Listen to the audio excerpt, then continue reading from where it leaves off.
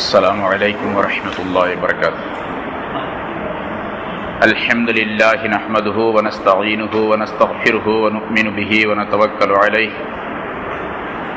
ونعوذ بالله من شرور أنفسنا ومن سيئات أعمالنا. من يهده الله فلا مضل له ومن يضلله فلا هادي له. ونشهد أن لا إله إلا الله وحده لا شريك له. ونشهد أن سيدنا ونبينا مولانا محمدا عبده ورسوله أرسله الله بالحق بشيرا ونذيرا. أما بعد فقد قال الله تعالى في كلامه القديم: أعوذ بالله من الشيطان الرجيم. بسم الله الرحمن الرحيم. ألف لام ميم ذلك الكتاب لا ريب فيه هدى للمتقين الذين يؤمنون بالغيب ويقيمون الصلاة ومما رزقناهم ينفقون. صدق الله العظيم. கண்ணியத்திற்குரிய பெரியோர்களே, சகோதரர்களே, அல்லாஹு தஆலாவுடைய கிருபையால் 16வது வாரமாக தஃப்சீருடைய இந்த தொடர் பயான் இப்பொழுது ஆரம்பிக்கப்படுகிறது. இதுவரை சூரத்துல் ஃபாத்திஹாவினுடைய விளக்கங்கள் சொல்லப்பட்டு வந்தன. இப்பொழுது சூரத்துல் பக்ராவுடைய முதல் 2 ஆயத்துகள் வாசிக்கப்பட்டிருக்கின்றன. குர்ஆனிலே 114 சூறாக்களில் மிகப்பெரிய சூறாவாக சூரத்துல் பக்ரா அமைந்திருக்கின்றது. 287 ஆயத்துகளை கொண்ட ஒரு நீண்ட நெடிய சூறா அது. இதில் தொழுபவர்களுக்கு வசதியாக 40 ருக்குஆத்துகளை அல்லாஹ் தஆலா அமைத்திருக்கின்றான்.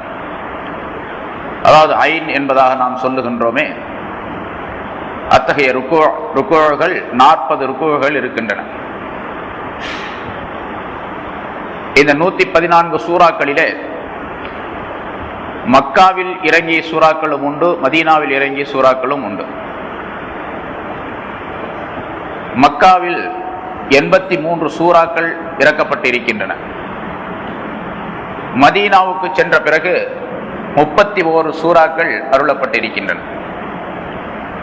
இந்த சூரத்துல் பக்ரா என்பது மதீனாவை சார்ந்தது. மக்காவை சேர்ந்தது, மதீனாவை சேர்ந்தது என்பதற்கு மக்கியா மதனியா என்பது குர்ஆனிலே போடப்பட்டிருக்கும். சூரத்துல் பக்ரா மதீனாவை சேர்ந்தது, அதாவது மதீனாவில் இறங்கிய சூரா. இந்த 287 ஆயத்துகளிலே ஒரே ஒரு ஆயத்தை தவிர வத்தகு யௌமன் துர்ஜஊன ஃபீஹி இலல்லாஹ் என்று வருகின்றது. இந்த ஆயத்தாகிறது ரசூலுல்லாஹி ஸல்லல்லாஹு அலைஹி வஸல்லம் அவர்கள் ஹஜ்ஜுக்கு சென்ற நேரத்தில் ஹிஜ்ரி 10வது வருஷம் மினாவில் வைத்து அந்த ஆயத்து அருளப்பட்டிருக்கின்றது. ஆகவே அது மக்காவை சேர்ந்தது என்பதாக குறிப்பிடப்படுகின்றது. மீதி உள்ள எல்லா ஆயத்துகளும் மதீனாவை சேர்ந்தது.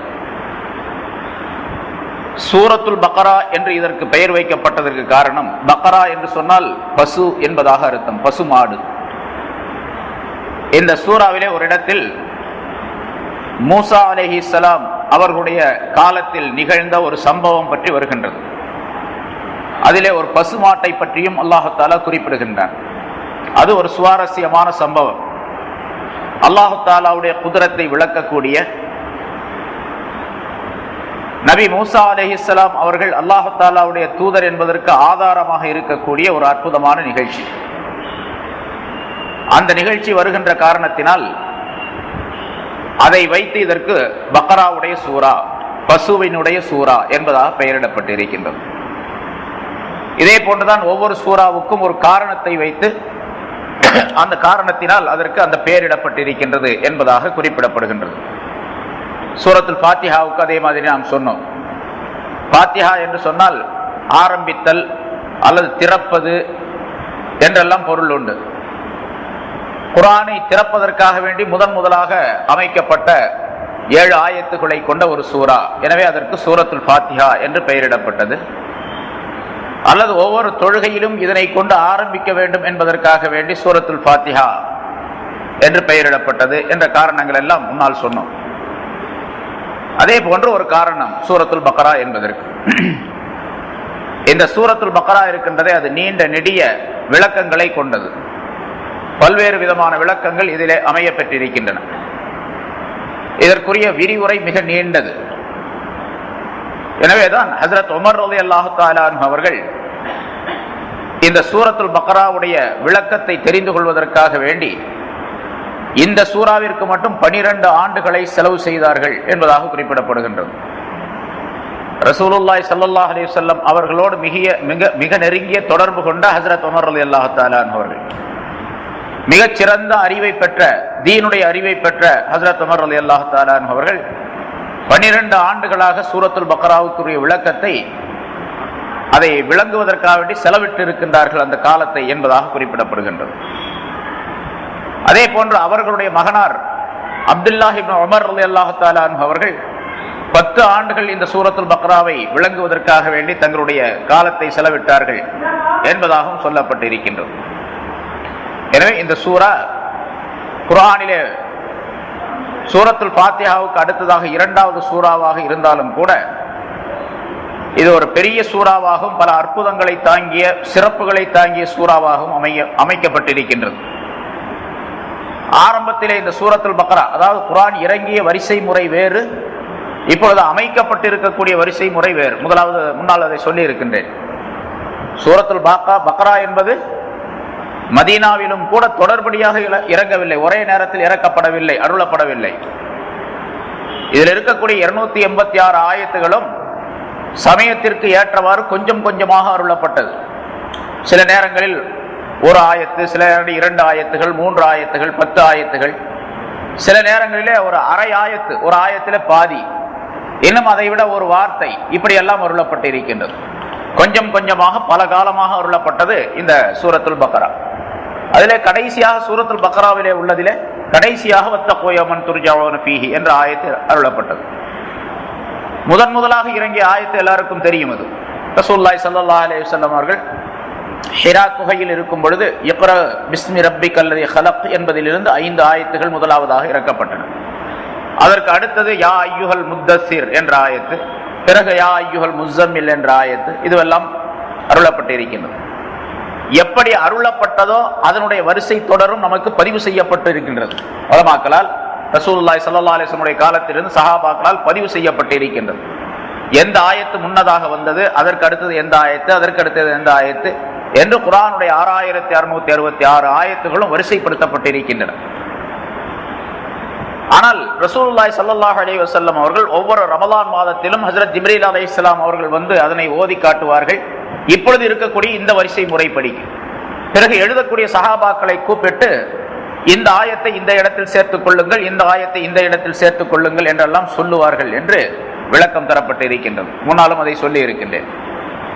இங்கே சூரத்துல் பக்ராவை முதலாவதாக அல்லாஹ் தஆலா அமைத்து வைத்ததும், இந்த குர்ஆனுடைய கடைசியிலே சூரத்துன் நாஸ் என்று சொல்லப்படக்கூடிய குல் அஊது பிரப்பின் நாஸ் என்பதை அமைத்ததற்கும் ஒரு தத்துவமான விளக்கமும் சொல்லப்பட்டு இருக்கின்றது.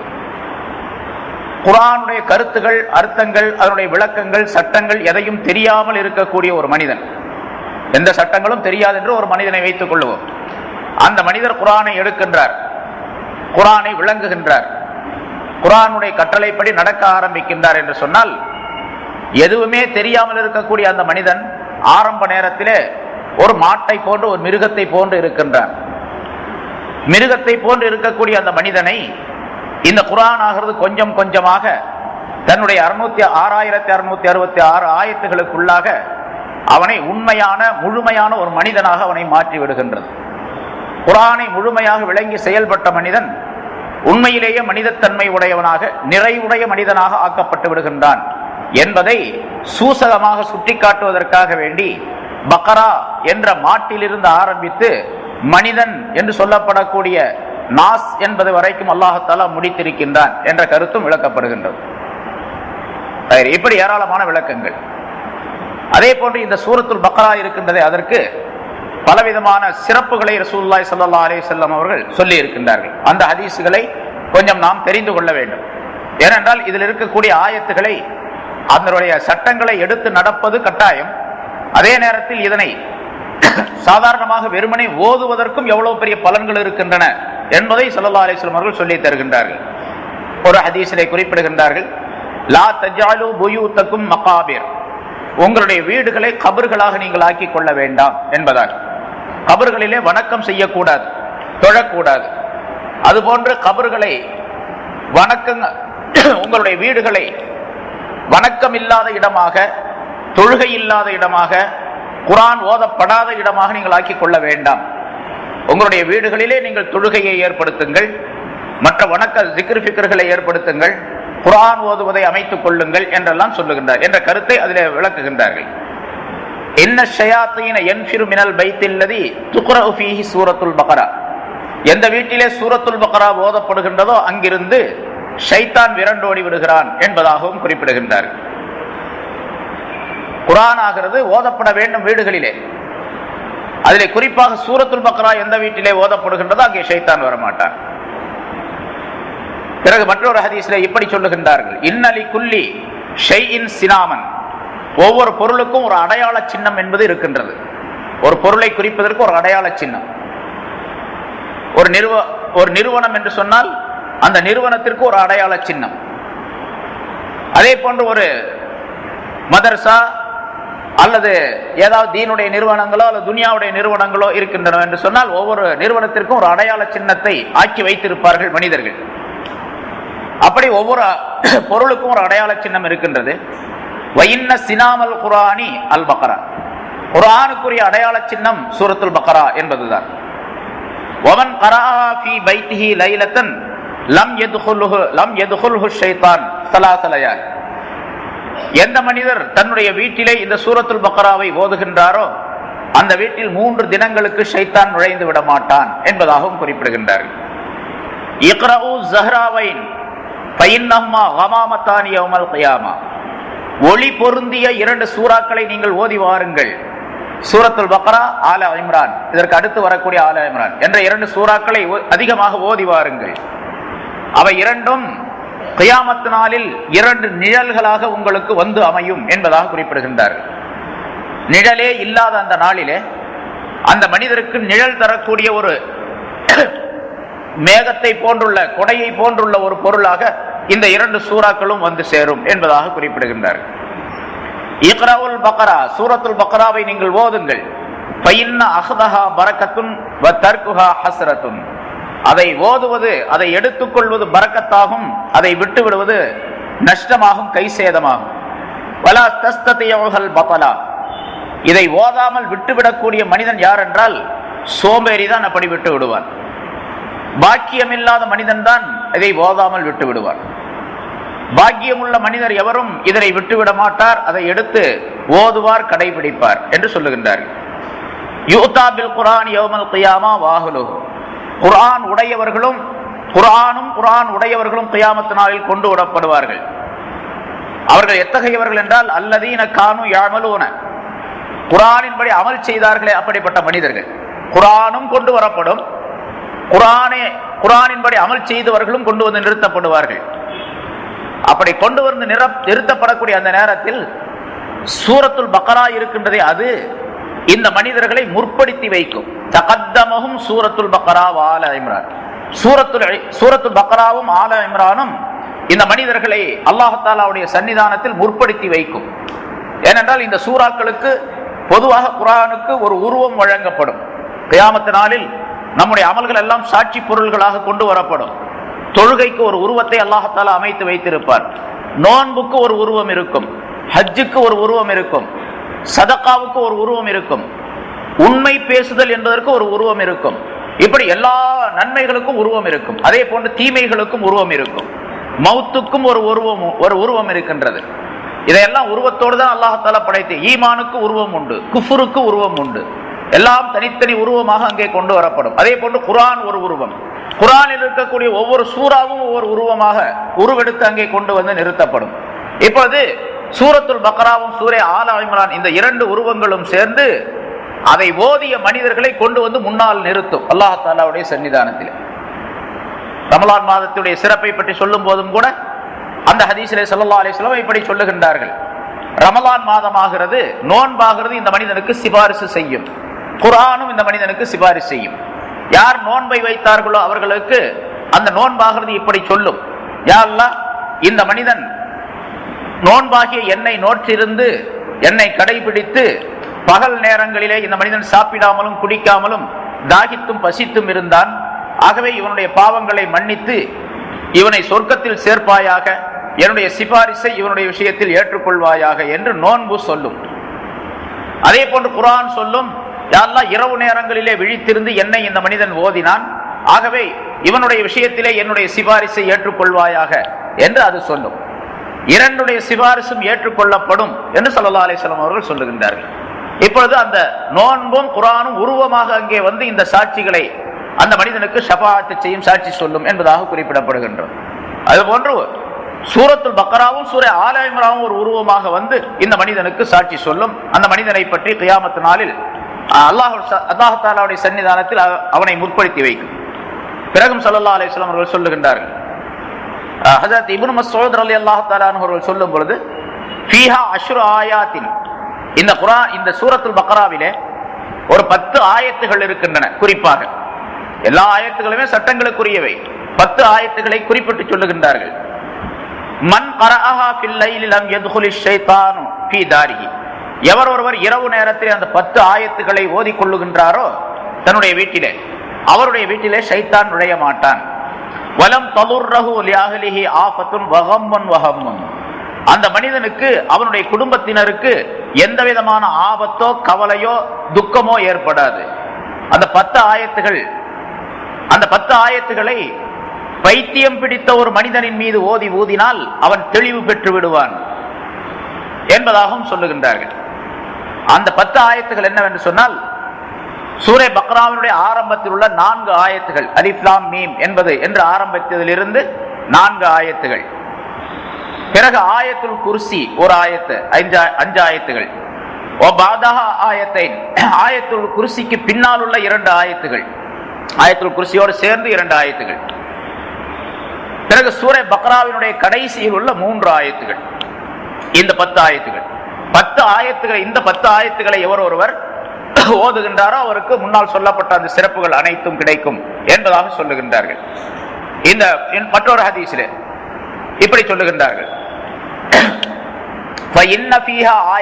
சூரத்துல் பக்ரா இருக்கின்றதே, அதிலே ஒரு ஆயத்து இருக்கின்றது, அது குர்ஆனுடைய ஆயத்துகளிலேயே மிகச் சிறந்த ஆயத் என்பதாக குறிப்பிடுகின்றார்கள். அதுதான் ஆயத்துல் குர்சி என்பது.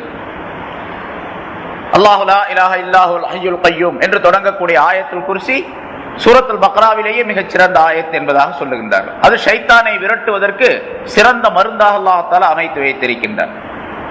மற்றொரு ஹதீஸிலே இப்படி சொல்லுகின்றார்கள், இன்னல்லாஹ கதப கிதாபன் கப்ல அன் யஹ்லுகஸ் ஸமாவாதி வல் அர்த், வானங்கள் பூமியை படைப்பதற்கு முன்னாலேயே அல்லாஹ் தஆலா ஒரு ஏட்டை எழுதினான். வானங்கள் பூமியை படைப்பதற்கு 2000 ஆண்டுகளுக்கு முன்னாலேயே ஒரு ஏட்டை எழுதினான், ஒரு கிதாபை எழுதினான். அதிலே 2 ஆயத்துகளை கொண்டு அதை முடித்தான், முடிவு பெறச் செய்தான். அந்த 2 ஆயத்துகள் சூரத்துல் பக்ராவிலே இருக்கின்றன. எந்த ஒரு மனிதன் அந்த 2 ஆயத்துகளை தன்னுடைய வீடுகளிலே 3 இரவுகளுக்கு ஓதி வருகின்றாரோ அந்த வீட்டிலே ஷைத்தான் நெருங்க மாட்டான் என்பதாகவும் மற்றொரு ஹதீஸிலே குறிப்பிடுகின்றார். அந்த 2 ஆயத்துகள் சூரத்துல் பக்ராவுடைய கடைசியிலே உள்ள 2 ஆயத்துகள், ஆமனர் ரசூல் என்பதிலிருந்து தொடங்கி கடைசி வரைக்கும் உள்ள ஆயத்துகள் 2. அதை பற்றி உள்ள விளக்கங்கள் பின்னால சொல்லுவோம்.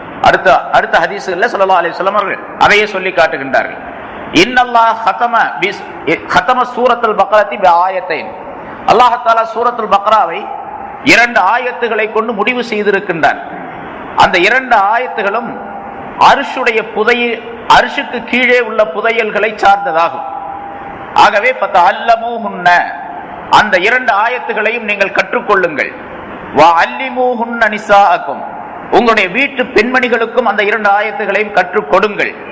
ஃபஇன்னஹா ஸலாத்துன் வ கிர்பானுன் வ துஆ, அந்த 2 ஆயத்துகள் தொழுகையாகவும் அமைந்திருக்கின்றது, அல்லாஹ்விடத்தில் நெருக்கம் பெறக்கூடியதாகவும் அமைந்திருக்கின்றது, துஆவாகவும் அது இருக்கின்றது என்பதாக அந்த 2 ஆயத்துகளை பற்றி சொல்லுகின்றார்கள். பிறகு ஸல்லல்லாஹு அலைஹி வஸல்லம் மற்றொரு ஹதீஸிலே சொல்லுகின்றார்கள், மிஅராஜுடைய இரவிலே அல்லாஹ் தஆலா எனக்கு 3 விதமான வெகுமதிகளை வழங்கினார், 3 சன்மானங்களை வழங்கினார்.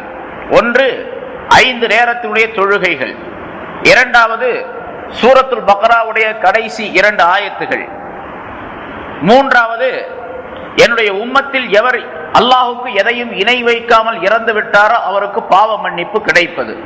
இந்த 3 வெகுமதிகளையும் அல்லாஹ் தஆலா எனக்கு மிஅராஜுடைய இரவிலே வழங்கினார் என்பதாக குறிப்பிடுகின்றார்.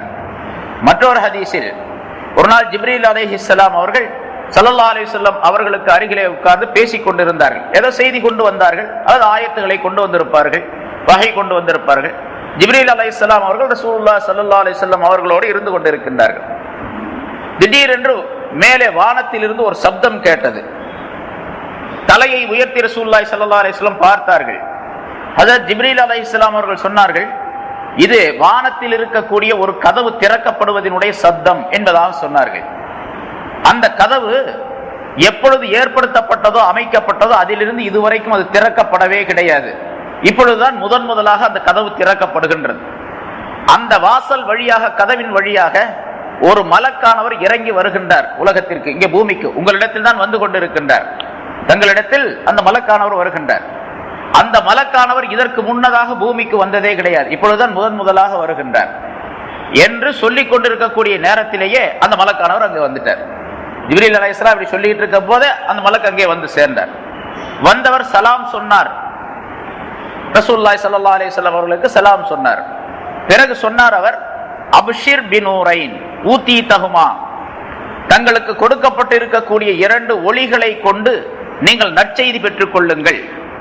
லம் யுதஹுமா நபியுன் கபலக், உமக்கு முன்னால் எந்த நபிக்கும் அந்த 2 ஒளிகளும் கொடுக்கப்படவில்லை, 2 நூர்களும் வழங்கப்படவில்லை.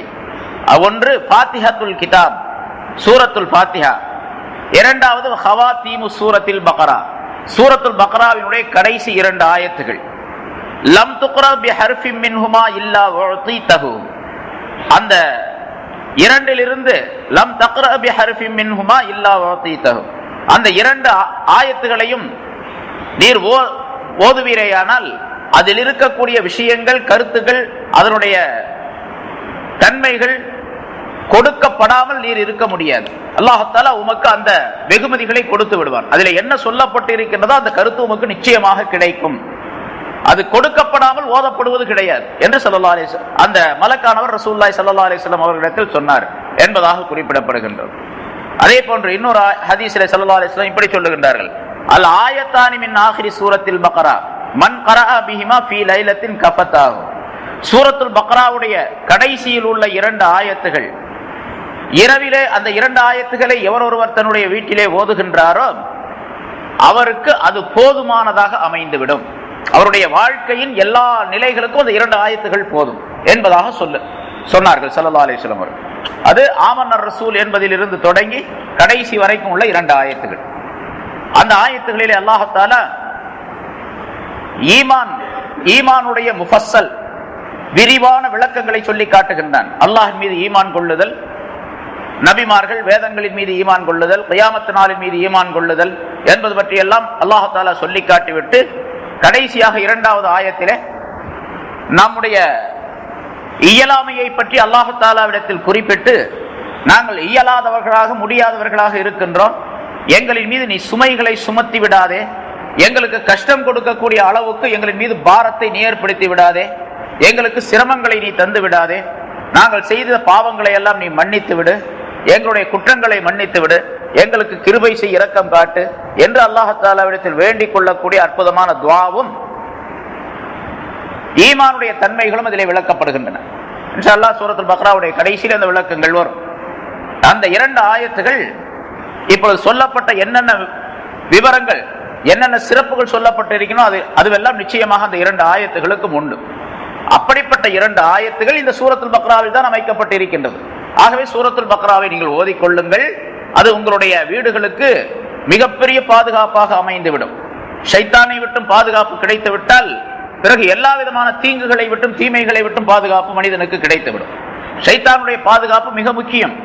ஷைத்தான் தான் மனிதர்களுக்கு ஏற்படக்கூடிய எல்லா விதமான தீமைகளையும் தன்னுடைய வஸ்வாஸ் என்று சொல்லப்படக்கூடிய ஊசாட்டத்தின் மூலமாக பிறருடைய மனதிலே போடக்கூடியவன். ஆகவே அவனுடைய தீங்கை விட்டும் பாதுகாப்பு பெற்றுவிட்டால் எல்லா விதமான தீங்குகளை விட்டும் பாதுகாப்பு பெறுவதற்குரிய நிலை உண்டாக்கிவிடும்.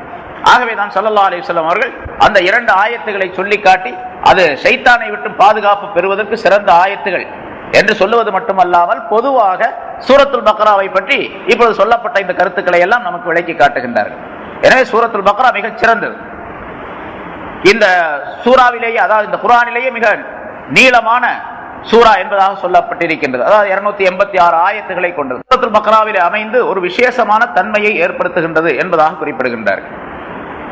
இப்னுல் அரபி ரஹ்மத்துல்லாஹி அலைஹி, முஹையித்தீன் இப்னுல் அரபி ரஹ்மத்துல்லாஹி அலைஹி அவர்கள் சொல்லுகின்றார்கள், இந்த சூரத்துல் பக்ராவிலே அல்லாஹ் தஆலா 1000 சட்டங்களை, கட்டளைகளை ஏற்படுத்தி இருக்கின்றான், சொல்லி இருக்கின்றான். 1000 விலக்கல்களை சொல்லுகின்றான். 1000 விதமான ஹிக்மத்துகளை, ஞானங்களை சொல்லி தருகின்றான். 1000 விதமான செய்திகளையும் சம்பவங்களையும் சொல்லுகின்றான் என்பதாக 4000 செய்திகளை, 4000 விஷயங்களை அவர்கள் குறிப்பிடுகின்றார்கள். 4000 விஷயங்கள் உள்ளடக்கப்பட்ட ஒரு அற்புதமான சூரா என்பதாக இப்னுல் அரபி ரஹ்மத்துல்லாஹி அலைஹி அவர்கள் சொல்லி காட்டுகின்றார்கள். எனவேதான் இந்த சூரத்துல் பக்ராவுக்கு மட்டும் விளக்கம் எழுதுவதற்கு பொதுவாக தப்சீர்களிலே, அது அரபி தப்சீராக இருந்தாலும் சரி, வேறு மொழிகளில் ஏற்படுத்தப்படக்கூடிய எழுதப்படக்கூடிய தப்சீராக இருந்தாலும் சரி, சூரத்துல் பக்ராவுக்கு மட்டும் மிக நீண்ட நெடிய விளக்கங்களை எழுதியிருப்பார்கள். எல்லா தப்சீரிலும் நீங்க பார்க்கலாம். அரபு தப்சீரிலும் அப்படித்தான். ஒரு 10 வால்யூம் ஒரு தப்சீர் குர்ஆனுக்கு எழுதியிருக்கின்றார்கள் என்று சொன்னால் அந்த 10 வால்யூம்களிலே சூரத்துல் பக்ராவுக்கு மட்டும் ஒரு வால்யூம் தனியா இருக்கு. மீதி உள்ள 113 சூறாக்கு மீதி 9 வால்யூம்கள். அதே போன்று சூரத்துல் பக்ராவிலே ஆயத்துல் குர்சி சொன்னோம், கடைசியில 2 ஆயத்தை பற்றி சொன்னோம். அதே போல இன்னொரு விசேஷம் சூரத்துல் பக்ராவிலே இருக்கின்றது. நெடிய நீண்ட ஒரு ஆயத்தை கொண்ட, ஒரு நீண்ட வாசகங்களை கொண்ட ஒரு ஆயத்து சூரத்துல் பக்ராவில் தான் இருக்கின்றது. கடன் சம்பந்தப்பட்ட விளக்கங்கள் வரக்கூடிய ஆயத்து. யா அய்யுஹல்லதீன ஆமனு இதா ததாயன்தும் பிதைனின் இலா அஜலின் முஸம்மா என்று தொடங்கக்கூடிய ஒரு ஆயத்து இருக்கின்றதே, அது குர்ஆனுடைய ஆயத்துகளிலேயே மிக நீண்ட ஆயத்து, மிக நீளமான ஆயத்து. குர்ஆன்ல மிக சிறிய ஆயத்து இருக்கின்றதே, அது இன்னஹு ஃபக்கர என்பது, அல்லது அதை விட சின்ன ஆயத்தும் வேறொன்று இருக்கின்றது. அதாவது 6 எழுத்துக்களை கொண்ட ஒரு ஆயத்து, 6 எழுத்துக்களை கொண்ட ஒரு ஆயத்து இருக்கின்றது, வெறுமனே 6 எழுத்துக்கள். அதே போன்று இப்பொழுது வாசிக்கப்பட்ட அந்த சூரத்துல் பக்ராவில் இருக்கக்கூடிய கடைசியில் வரக்கூடிய கடன் சம்பந்தப்பட்ட சட்டங்களை கொண்ட ஆயத்து இருக்கின்றது, அது மிக நீளமான ஆயத்து. அதுவும் இந்த சூரத்துல் பக்ராவில் அமைந்து ஒரு விசேஷமான தன்மையை ஏற்படுத்துகின்றது என்பதாக குறிப்பிடுகின்றார்கள். இப்னுல் அரபி ரஹ்மத்துல்லாஹி அலைஹி, முஹையித்தீன் இப்னுல் அரபி ரஹ்மத்துல்லாஹி அலைஹி அவர்கள் சொல்லுகின்றார்கள், இந்த சூரத்துல் பக்ராவிலே அல்லாஹ் தஆலா 1000 சட்டங்களை, கட்டளைகளை ஏற்படுத்தி இருக்கின்றான், சொல்லி இருக்கின்றான். 1000 விலக்கல்களை சொல்லுகின்றான். 1000 விதமான ஹிக்மத்துகளை, ஞானங்களை சொல்லி தருகின்றான். 1000 விதமான செய்திகளையும் சம்பவங்களையும் சொல்லுகின்றான் என்பதாக 4000 செய்திகளை, 4000 விஷயங்களை அவர்கள் குறிப்பிடுகின்றார்கள். 4000 விஷயங்கள் உள்ளடக்கப்பட்ட ஒரு அற்புதமான சூரா என்பதாக இப்னுல் அரபி ரஹ்மத்துல்லாஹி அலைஹி அவர்கள் சொல்லி காட்டுகின்றார்கள். எனவேதான் இந்த சூரத்துல் பக்ராவுக்கு மட்டும் விளக்கம் எழுதுவதற்கு பொதுவாக தப்சீர்களிலே, அது அரபி தப்சீராக இருந்தாலும் சரி, வேறு மொழிகளில் ஏற்படுத்தப்படக்கூடிய எழுதப்படக்கூடிய தப்சீராக இருந்தாலும் சரி, சூரத்துல் பக்ராவுக்கு மட்டும் மிக நீண்ட நெடிய விளக்கங்களை எழுதியிருப்பார்கள். எல்லா தப்சீரிலும் நீங்க பார்க்கலாம். அரபு தப்சீரிலும் அப்படித்தான். ஒரு 10 வால்யூம் ஒரு தப்சீர் குர்ஆனுக்கு எழுதியிருக்கின்றார்கள் என்று சொன்னால் அந்த 10 வால்யூம்களிலே சூரத்துல் பக்ராவுக்கு மட்டும் ஒரு வால்யூம் தனியா இருக்கு. மீதி உள்ள 113 சூறாக்கு மீதி 9 வால்யூம்கள். இன்னும் சில தப்சீர்கள் என்னிடத்திலும் கூட இருக்கு. சில தப்சீர்கள் நீங்க வந்து பார்க்கலாம். ஒரு 10 பாகங்களை கொண்ட ஒரு தப்சீர், 10 பாகங்களை கொண்ட ஒரு தப்சீர்ல கிட்டத்தட்ட 3 பாகம் சூரத்துல் பக்ராவுக்கே இருக்குது. மீதி உள்ள 7 பாகம் தான் மீதி உள்ள 113 சூறாவுக்கு. சூரத்துல் பக்ராவுக்கு விரிவுரை செய்தால் அது ஏராளமான விளக்கங்களை கொண்டதாக அமையும். ஏனென்றால் எல்லா சட்டங்களும் இப்னுல் அரபி ரஹ்மத்துல்லாஹி அலைஹி அவர்கள் சொல்லுவதை போன்று 4000 விஷயங்கள் இதிலே இருக்கின்றன. 1000 சட்டங்கள், 1000 ஏவல்கள், 1000 விளக்கல்கள் இருக்கின்றன. இதையெல்லாம் விளக்குவதற்கு ஒரு நீண்ட நெடிய விளக்கம் தேவை. அப்படிப்பட்ட ஒரு அற்புதமான சூறாவாக அல்லாஹ் தஆலா இதனை அருளி இருக்கின்றார். இங்கே முதலாக அல்லாஹ் தஆலா அலிஃப் லாம் மீம் என்று தொடங்கி பிறகு தன்னுடைய வேதத்தை பற்றி உள்ள விளக்கத்தை அடுத்ததாக சொல்லுகின்றான். அலிஃப் லாம் மீம் என்பதற்கு ஒட்டுமொத்தமாக எல்லா முஃபஸ்ஸிரீன்களும் ரசூலுல்லாஹி ஸல்லல்லாஹு அலைஹி வஸல்லம் அவர்களும் அதற்கு விளக்கம் சொல்லி தரவில்லை, அர்த்தம் சொல்லி தரவில்லை, சொல்லி காட்டவில்லை. பிறகு சஹாபாக்களில் மிகப்பெரிய முஃபஸ்ஸிரீன்கள் இருந்தார்கள். முஃபஸ்ஸிரீன்களுக்கெல்லாம் தலைவராக இருந்த ரயீஸுல் முஃபஸ்ஸிரீன் என்று சொல்லப்படக்கூடிய இப்னு அப்பாஸ், அப்துல்லாஹ் இப்னு அப்பாஸ் ரலியல்லாஹு தஆலா அன்ஹு அவர்கள் இருந்தார்கள். எவரும் இதற்கு இன்ன அர்த்தம் தான் என்பதாக தெளிவாக முடிவாக சொல்லவே கிடையாது. ஆகவே அலிஃப் லாம் மீம் என்று ஆரம்பித்தால் இதற்கு அல்லாஹு அஅலம் பி முராதிஹி என்று தஃப்சீரில் அர்த்தம் எழுதி விடுவார்கள், அதற்கு விளக்கம் எழுதி விடுவார்கள். அல்லாஹு தான் இதனுடைய கருத்தை விளங்கியவன் என்று அதுக்கு அர்த்தம். அல்லாஹுக்கு தான் தெரியும் இந்த கருத்து. அல்லாஹுக்கு தெரிந்த இந்த கருத்திலே, இந்த வார்த்தையினுடைய அர்த்தத்திலே மனிதர்கள் தங்களுடைய அறிவை பயன்படுத்தி விளக்கங்கள் சொல்லிக் கொண்டிருக்க கூடாது என்பதையும் தெரியப்படுத்துகின்றார்கள். ஸல்லல்லாஹு அலைஹி வஸல்லம் அவர்களும் சொல்லுகின்றார்கள். பின்னால் ஒரு சூரா ஆல இம்ரான்ல ஒரு ஆயத்து வரும் இது சம்பந்தமாகவே, அந்த நேரத்தில் அந்த விளக்கங்களை நாம காணணும். இப்போ அலிஃப் லாம் மீம் என்பது ஹுரூஃபுல் முகத்தஆத் என்பதாக சொல்லப்படும். அதாவது தனித்தனி எழுத்துக்கள் இருக்கின்றனவே, அலிஃபிலிருந்து ஏ வரைக்கும் உள்ள எழுத்துக்கள், இந்த தனித்தனி எழுத்துக்களாக கொண்ட சில வார்த்தைகளை அல்லாஹ் தஆலா குர்ஆனிலே பல இடங்களிலே, அதாவது 29 சூறாக்களுடைய ஆரம்பங்களிலே இதே மாதிரி உள்ள அமைப்பை அல்லாஹ் தஆலா எழுதி இருக்கின்றான், அருளி இருக்கின்றான். அலிஃப் லாம் மீம் என்பதாக, அலிஃப் லாம் ரா என்பதாக, அலிஃப் லாம் மீம் சாத் காஃப் ஹா யா ஐன் சாத் ஹா மீம் ஐன் சீன் காஃப் பா சீன் காஃப். அதாவது ஒரு எழுத்து, 2 எழுத்துக்கள், 3 எழுத்துக்கள், 4 எழுத்துக்கள், 5 எழுத்துக்கள். ஒரு எழுத்து இருக்குது, சாத் என்று ஒரு சூறாவினுடைய ஆரம்பத்தில் வரும், காஃப் என்று ஒரு சூறாவினுடைய ஆரம்பத்தில் வரும், நூன் என்று ஒரு சூறாவினுடைய ஆரம்பத்தில் வரும். இது ஒவ்வொரு எழுத்தை கொண்டது. அதே போன்று ஹாமீம் பாசீன் என்ற 2 எழுத்துக்களை கொண்ட வார்த்தைகள் வருகின்றது. அலிஃப் லாம் மீம், அலிஃப் லாம் ரா என்று சொல்லப்படக்கூடிய 3 எழுத்துக்களை கொண்ட ஒரு வார்த்தை. அலிஃப் லாம் மீம் சாத் என்ற 4 எழுத்துக்களை கொண்ட வார்த்தை. காஃப் ஹா யா ஐன் சாத் ஹா மீம் ஐன் சீன் காஃப், இதெல்லாம் 5 எழுத்துக்களை கொண்டவர். இதனுடைய சூசகம் அல்லாஹ் ஒருவனுக்குத்தான் தெரியும். ஆனா அல்லாஹ் தஆலா இந்த அரபியினுடைய அமைப்பு இருக்கின்றதே, அது ஒரு எழுத்து என்பதிலிருந்து 5 எழுத்து வரைக்கும் அதனுடைய வினை சொற்களுடைய அமைப்பு அமைக்கப்பட்டு இருக்கின்றது. ஒரு எழுத்து வினை சொல்லும் உண்டு, 2 எழுத்து வினை சொல்லும் உண்டு, 3 எழுத்து, 4 எழுத்துக்கள், 5 எழுத்துக்கள் வரைக்கும் உண்டு. இந்த 5 எழுத்துக்கள் வரைக்கும் இந்த அரபியிலே அதனுடைய வினை சொற்களுடைய ஆரம்பம் வரும் என்பதை சுட்டிக்காட்டும் முகமாக அல்லாஹ் தஆலா இப்படி சொல்லி இருக்கின்றான் என்பதாக மற்றொரு கருத்து தெரிவிக்கப்படுகின்றது. ஒரு எழுத்திலிருந்து 5 எழுத்துக்கள் வரைக்கும். அது ஒவ்வொரு அந்த சூறாவினுடைய ஆரம்பம் வரும்பொழுது அதற்குரிய விளக்கங்கள் சொல்லுவோம். இப்ப அலிஃப் லாம் மீம் என்பதற்கு அல்லாஹுதான் அதனுடைய அர்த்தத்தை, அதனுடைய கருத்தை நன்றாக விளங்கியவன் என்பதாக சொல்லப்பட்டிருக்கின்றது. இதற்கு யாரும் அர்த்தத்தை இதுதான் அதற்குரிய அர்த்தம் என்பதாக முடிவாக சொல்லக்கூடாது.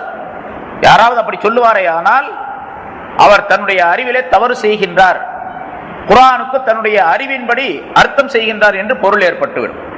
எவர் ஒருவர் குர்ஆனுக்கு தன்னுடைய அறிவின்படி அர்த்தம் செய்கின்றாரோ அவர் தங்கும் இடத்தை நரகமாக ஆக்கிக் கொள்ளட்டும் என்று ரசூலுல்லாஹி ஸல்லல்லாஹு அலைஹி வஸல்லம் அவர்கள் சொல்லுகின்றார்கள். மன் ஃபஸ்ஸர பிரயி, மன் ஃபஸ்ஸரல் குர்ஆன பிரயி, எவர் ஒருவர் குர்ஆனுக்கு தன்னுடைய அபிப்பிராயத்தை கொண்டு, தன்னுடைய அறிவை கொண்டு தஃப்சீர் செய்கின்றாரோ, விளக்கம் சொல்லுகின்றாரோ, ஃபல்யதபவ்வ மக்அதஹு மினன் நார், அவர் தங்கும் இடத்தை நரகத்தில் ஆக்கிக் கொள்ளட்டும் என்று ஸல்லல்லாஹு அலைஹி வஸல்லம் சொல்றாங்க. இப்ப அலிஃப் லாம் மீம் என்பதற்கு யாராவது ஒரு அர்த்தம் சொல்லலாம், சில பேர் சொல்லி இருக்கிறாங்க. ஆனா அது சொல்றது இப்படியும் இருக்கலாம் அப்படின்னு சொல்லலாமே தவிர இதுதான் அர்த்தம் அப்படின்னு முடிவாக சொல்ல முடியாது. இப்படி சொல்றாங்க. அலிஃப் லாம் மீம் என்பதற்கு அல்லாஹு அஅலமு, அல்லாஹு அஅலமு என்பதைத்தான் அலிஃப் லாம் மீம் என்பதாக சொல்லப்பட்டிருக்கின்றது என்ற ஒரு விளக்கம் ஒருவர் சொல்லுகின்றார். சில முஃபஸ்ஸிரீன்கள் இப்படி குறிப்பிடுகின்றார். அல்லாஹு அஅலமு அப்படிங்கிறது தான் அந்த அல்லாஹ்ல உள்ள அலிஃப், அஅலமு என்பதில் உள்ள லாமு மீமு இதெல்லாம் சொல்லப்பட்டிருக்கு அப்படின்னு. இன்னும் சில முஃபஸ்ஸிரீன்கள் இப்படி சொல்லுகின்றார்கள். அலிஃப் என்பது அல்லாஹுவை குறிக்கக்கூடியது, லாம் என்பது ஜிப்ரீலை குறிக்கக்கூடியது, மீம் என்பது முஹம்மது ஸல்லல்லாஹு அலைஹி வஸல்லம் அவர்களை குறிக்கக்கூடியது. இந்த வேதம் இருக்கின்றதே, இந்த குர்ஆன், அது அல்லாஹ்விடத்திலிருந்து ஜிப்ரீல் அலைஹிஸ்ஸலாம் அவர்கள் மூலமாக முஹம்மது ஸல்லல்லாஹு அலைஹி வஸல்லம் அவர்களுக்கு வழங்கப்பட்டது அப்படிங்கிற கருத்துல அலிஃப் லாம் மீம் என்று அல்லாஹ் சொல்லி இருக்கிறான். இப்படியும் இருக்கலாம், அவ்வளவுதான். இதுதான் அர்த்தம் அப்படிங்கிறது கிடையாது. இது மாதிரி ஏராளமான விளக்கங்கள் சொல்லப்பட்டு இருக்கின்றன. அலிஃப் என்பதற்கு அல்லாஹ் என்பதாக, லாம் என்பதற்கு லா இலாஹ இல்லல்லாஹ் என்பதாக, அல்லது லத்தீஃப் என்பதாக, மீம் என்பதற்கு மாலிக் என்பதாக, அல்லது மீம் என்பது முத்தகீன் என்பதாக, அல்லது முஹம்மது ஸல்லல்லாஹு அலைஹி வஸல்லம் என்பதாக, இப்படி பல்வேறு விதமான அர்த்தங்கள், பலவிதமான அர்த்தங்கள் சொல்லப்பட்டு இருக்கின்றன. எல்லாம் அபிப்பிராயங்களே தவிர அது முடிவான அர்த்தம் அல்ல. ஸல்லல்லாஹு அலைஹி வஸல்லம் அவர்கள் இந்த அலிஃப் லாம் மீம் என்பதற்கு அவர்களே அர்த்தம் சொல்லாததின் காரணமாக, இது அல்லாஹு அலம், அல்லாஹுக்கு தான் இதனுடைய அர்த்தம் தெரியும் என்று அவர்களே முடித்து விட்டதின் காரணமாக வேறு எவரும் அதற்கு அர்த்தம் சொல்லுவதற்கு முடியாது, அர்த்தம் சொல்வதற்கு துணியக்கூடாது என்பதாக விளக்கப்பட்டு இருக்கின்றது. இந்த அலிஃப் லாம் மீம் என்பதை பற்றி இதே போன்றுள்ள இந்த தனித்தனி எழுத்துக்கள் வரக்கூடிய சூராவில் ஆரம்பத்தில் வரக்கூடிய இந்த எழுத்துக்களை பற்றி ஹஜ்ரத் அலி ரலியல்லாஹு தஆலா அன்ஹு அவர்கள் சொல்லும் பொழுது, இன்னலி குல்லி கிதாபின் சஃப்வத்தன், ஒவ்வொரு கிதாபுக்கும் ஒரு தெளிவான அம்சம் இருக்கின்றது. வஸஃப்வத்து ஹாதல் கிதாபி ஹுரூஃபுத் தஹஜ்ஜி, இந்த வேதத்தினுடைய சஃப்வத், தெளிவான ஒரு தன்மை, அற்புதமான தன்மை என்னவென்று சொன்னால், இந்த தனித்தனி எழுத்துக்களை போட்டு சொல்லுவதுதான் இந்த வேதத்திற்குரிய சிறப்பே. இந்த வேதம் அல்லாஹ்வுடைய வேதம் என்பதற்கு தெளிவான அத்தாட்சி இந்த எழுத்துக்கள் தாம் என்பதாக குறிப்பிடுகின்றார்கள். ஹஜ்ரத் அபூபக்கர் சித்தீக் ரலியல்லாஹு தஆலா அன்ஹு அவர்கள் இப்படி சொல்லுகின்றார்கள், ஃபீ குல்லி கிதாபின் சிர்ருன், ஒவ்வொரு வேதத்திற்கும் ஒரு ரகசியம் இருக்கின்றது. வஸிர்ருல்லாஹி ஃபில் குர்ஆன், குர்ஆனிலே அல்லாஹ் தஆலாவுடைய ரகசிய பொருள் எதுவென்றால் அவாயிலுஸ் ஸுவர், இந்த சூறாக்களினுடைய ஆரம்பத்தில் இருக்கக்கூடிய இந்த தனித்தனி எழுத்துக்கள் தான் என்பதாகவும் சொல்லுகின்றார்கள். இப்படி இந்த அலிஃப் லாம் மீம் என்பதற்கு பலவிதமான விளக்கங்கள் சொல்லப்பட்டிருக்கின்றன. பிறகு அல்லாஹ் தஆலா சொல்லுகின்றான், ஸாலிகல் கிதாப். ஸாலிக அப்படின்னு சொன்னாவே அரபியில அந்த அப்படிங்கிற அர்த்தம், அது அப்படிங்கிற அர்த்தம். தூரமாக இருக்கக்கூடிய ஒரு பொருளை சுட்டி காட்டுவதற்காக வேண்டி சுட்டு பெயர் சொல்லாக வரக்கூடியது ஸாலிக் என்பது, அது அப்படின்னு சொல்லப்படும். ஸாலிகல் கிதாப் அப்படின்னு சொன்னா அந்த கிதாப் அப்படின்னு சொல்லக்கூடாதீங்க.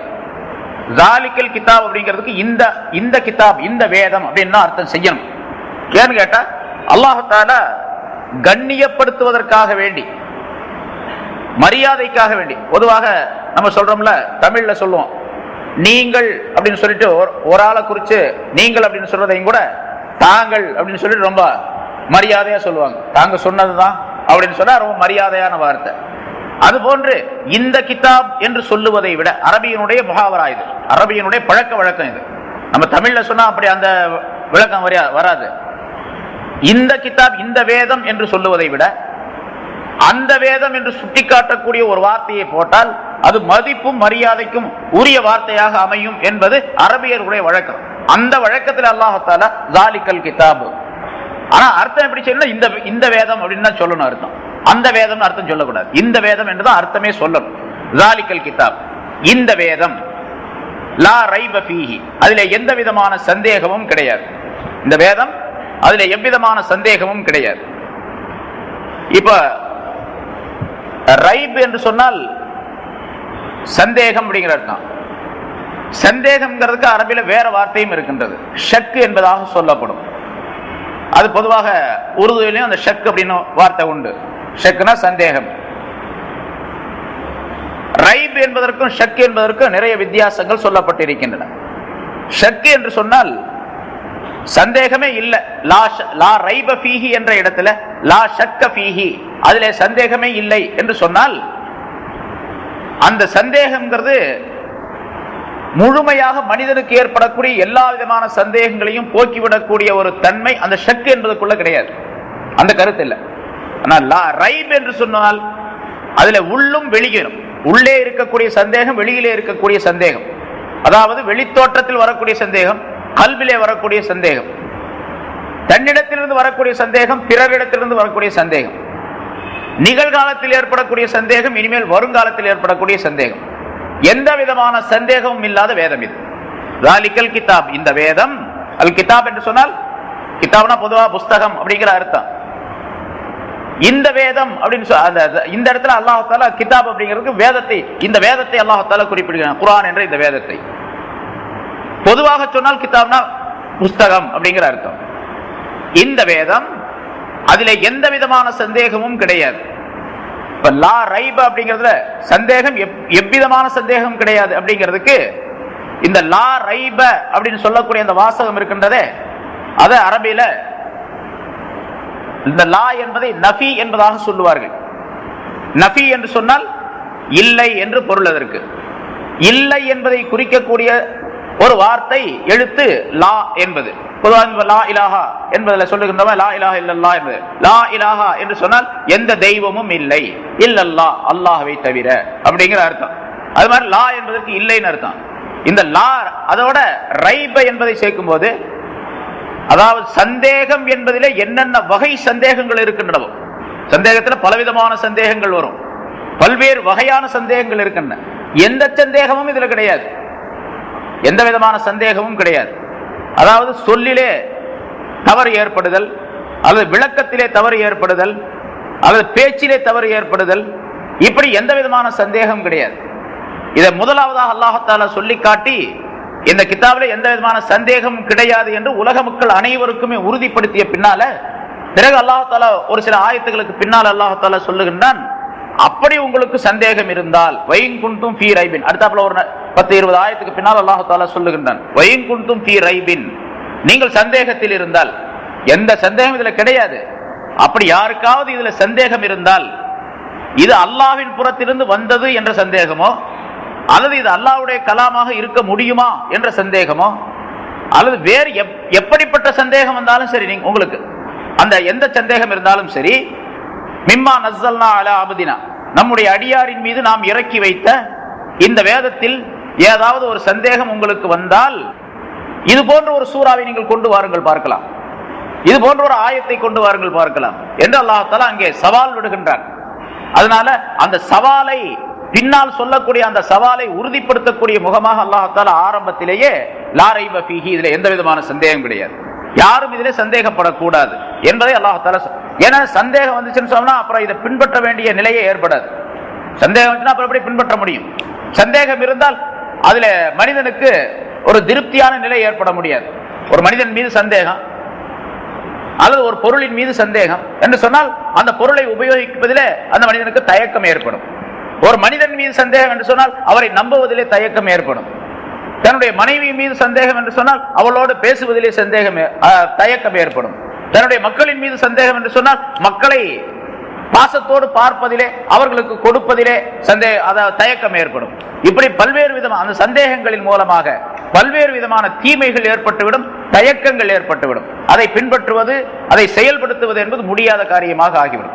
ஆகவேதான் முதலாவதாகவே அல்லாஹ் தஆலா அப்படிப்பட்ட தயக்கம் மனிதரிடத்தில் வந்துவிடக் கூடாது என்பதற்காக வேண்டி லா ரைப ஃபீஹி, இதுல எந்த விதமான சந்தேகமும் இல்லை என்பதாக குறிப்பிடுகின்றார்.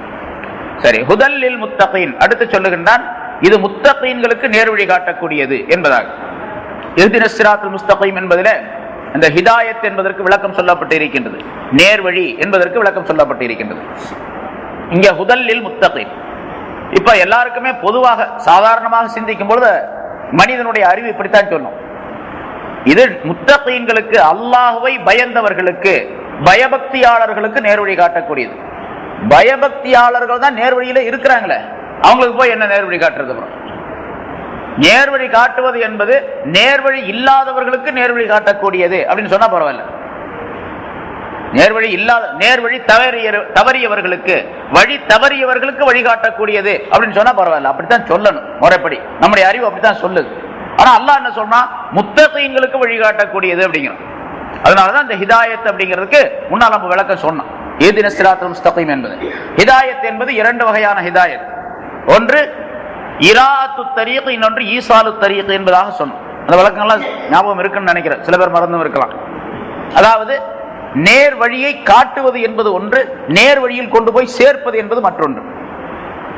இந்த நேர் வழியை காட்டுவது இருக்கின்றதே, அது குர்ஆன் காட்ட முடியும், ரசூல் காட்ட முடியும், நேரான வழியை காட்ட முடியும். அதுக்கு உதாரணம் சொன்னோம். ஒரு மனிதர் இங்கிருந்து ஒரு இடத்திற்கு வழி கேட்கின்றார், இந்த இடத்துக்கு போறதுக்கு என்ன, எப்படி போகணும் அப்படின்னு சொல்லிட்டு. இங்கிருந்தே ஒரு மனிதன் அதனை காட்டி தருவது, இப்படி நேராக போய் வலப்பக்கம் திரும்பி இடப்பக்கம் திரும்பினா அந்த இடம் வந்துடும் அப்படின்னு சொல்றார். இது வழியை காட்டுறது. அதே மனிதருக்கு, அந்த வழி கேட்கக்கூடிய மனிதருக்கு ஒருவர் என்ன செய்கின்றார், நானும் அங்கதான் போறேன், நீங்க வாங்க அப்படின்னு சொல்லிட்டு அவரை கூடவே தன்னுடன் அழைத்து சென்று அந்த இடத்துல கொண்டு போய் சேர்த்து விடுகின்றார். இது இரண்டாவது, அதாவது ஈசாலு தரீக், அந்த இடத்துல கொண்டு போய் சேர்த்து விடுவது, நேரான வழியிலே அவர் எந்த வழி கேட்டாரோ அந்த வழியிலே கொண்டு போய் சேர்த்து விடுவது. இப்ப ஹுதல்லில் முத்தகீன் என்று சொன்னால் இந்த வேதம் இருக்கின்றதே, அது முத்தகீன்களுக்கு, யார் அல்லாஹ்வை பயந்து பக்தியாளர்களாக இருக்கின்றார்களோ அவர்களுக்கு, அவர்களை நேர்வழியில் கொண்டு போய் சேர்க்கக்கூடியது என்று பொருள் செய்ய வேண்டும், அர்த்தம் செய்ய வேண்டும். பிறகு இந்த குர்ஆன் இருக்கின்றதே, அது வழி காட்டக்கூடியதாகவும் இருக்கின்றது. அது எல்லாருக்கும் வழி காட்டுகின்றது. வழி தவறியவர்கள் அனைவருக்குமே இந்த குர்ஆன் வழி காட்டிக் கொண்டிருக்கின்றது. இந்த வழியில் போனால் நீங்கள் நேரான வழியை அடைந்து விடலாம், உங்களுடைய இலக்கை, நோக்கத்தை அடைந்து விடலாம் என்று காட்டிக்கொண்டும் இருக்கின்றது. ஆனால் முத்தகீன்களை அந்த இலக்கிலே கொண்டு போய் சேர்த்து விடுகின்றது, ஹிதாயத் என்ற அந்த தன்மையிலே கொண்டு போய் அவர்களை சேர்த்து விடுகின்றது என்ற கருத்து இங்கே விளக்கப்பட்டிருக்கின்றது. ஹுதல்லில் முத்தகீன், முத்தகீன்களுக்கு இது வழி காட்டக்கூடியதாகவும் அதே நேரத்தில் வழியில் சேர்க்கக்கூடியதாகவும், நல்வழியில் நேர்வழியில் சேர்க்கக்கூடியதாகவும் அது இருந்து கொண்டிருக்கின்றது. பிறகு அல்லாஹ் தஆலா இந்த முத்தகீன்கள் என்றால் யார் அப்படிங்கிறதுக்கு விளக்கம் சொல்லுகின்றார். அல்லதீன, அந்த முத்தகீன்கள் எப்படிப்பட்டவர்கள் என்று சொன்னால், யுமினூன பில் கைப், மறைவான விஷயங்களை அவர்கள் நம்பிக்கை கொள்ளுவார்கள், ஈமான் கொள்ளுவார்கள். யுமினூன பில் கைப் வ யுகீமூனஸ் ஸலாத்த, தொழுகையை அவர்கள் நிலைநிறுத்துவார்கள். வ மிம்மா ரஸக்னாஹும் யுன்ஃபிகூன், அவர்களுக்கு நாம் கொடுத்ததிலிருந்து செலவு செய்வார்கள் என்று 3 விதமான தன்மைகளை அல்லாஹ் தஆலா குறிப்பிடுகின்றார். முத்தகீன்கள் என்பதற்கு இந்த இடத்துல அல்லாஹ் தஆலா 3 தன்மைகளை குறிப்பிடுகின்றார். வேறு பின்னால் வரக்கூடிய பல ஆயத்துகளிலே பல தன்மைகளை அல்லாஹ் தஆலா சொல்லி காட்டுகின்றார். இது ஆரம்ப நிலை. ஒரு மனிதன் தக்வா உடையவனாக, பயபக்தி உடையவராக இருக்க வேண்டும் என்று சொன்னால் அவர் கண்டிப்பாக முதலாவதாக இந்த 3 தன்மைகள் உடையவராக அவர் இருக்க வேண்டும். அதற்கு பின்னால்தான் வேறு தன்மைகள், வேறு சிபாத்துகள், வேறு நிலைகள் அனைத்தும் அந்த மனிதருக்கு உண்டாக முடியும்.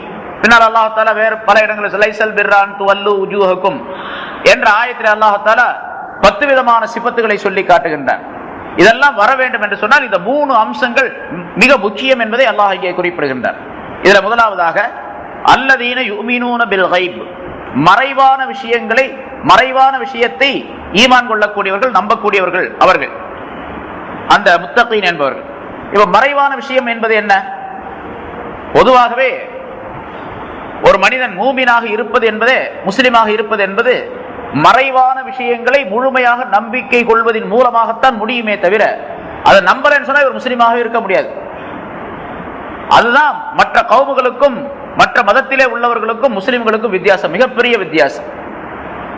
நம்பிக்கை கொள்வது இருக்கின்றதே, அதுல மறைவான விஷயங்கள் எது எது ரசூலுல்லாஹி ஸல்லல்லாஹு அலைஹி வஸல்லம் அவர்களால் சொல்லப்பட்டிருக்கின்றனவோ, இந்த குர்ஆனின் மூலமாக சொல்லப்பட்டிருக்கின்றதோ அவையெல்லாம் நம்பிக்கை கொள்வது. அந்த நம்பிக்கையின் அடிப்படையில் தான் இவருக்கு பேர் மூமின், நம்பிக்கையாளர் என்று பெயர் ஏற்பட்டு இருக்கின்றது. அதுல ஏதாவது சந்தேகம் வந்துச்சு, இவர் மூமின் என்பதிலே சந்தேகம். எந்த அளவுக்கு அதுல சந்தேகம் வருதோ அந்த அளவுக்கு இவருடைய ஈமானிலே சந்தேகம், எந்த அளவுக்கு உறுதி வருகின்றதோ அந்த அளவுக்கு இவருக்கு ஈமான்ல உறுதி இருக்கின்றது என்று பெயர், என்று பொருளாகும். சரி, மறைவான விஷயங்கள் அப்படி கைப் அப்படின்னு சொன்னா என்ன? கைப்னு சொன்னா நம்முடைய அறிவை விட்டு, நம்முடைய கண்களை விட்டு மறைந்த விஷயங்கள்.